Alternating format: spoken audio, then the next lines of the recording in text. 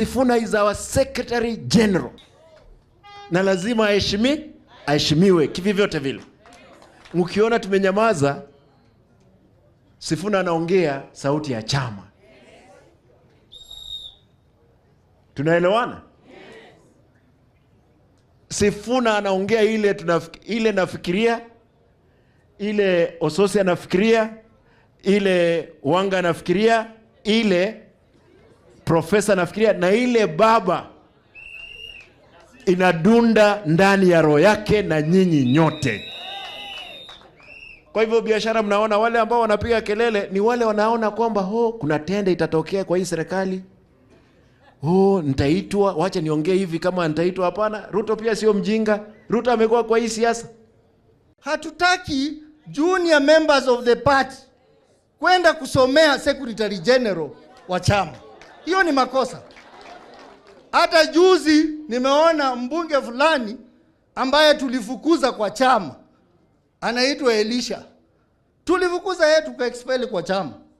Ati sasa yeye ndiye anasomea Secretary General wa chama chetu.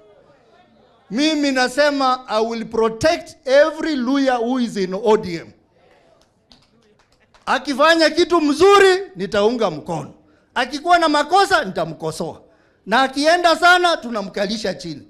Lakini we will not allow us being pushed around by junior people in the party.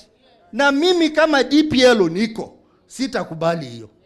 Wewe una complain juu ya official wa party. Umesikia baba akicomplain juu ya Sifuna?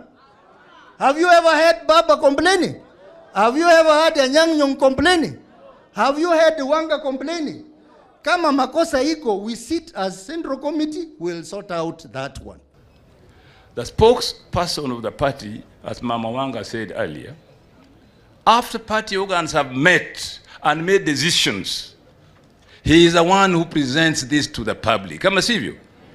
So me and Wanga, we just sit behind. We know that he's going to clarify to the public what, and he has never contradicted organs of the party on any day. Sawa sawa.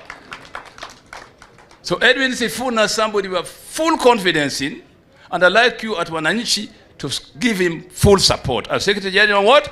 ODM.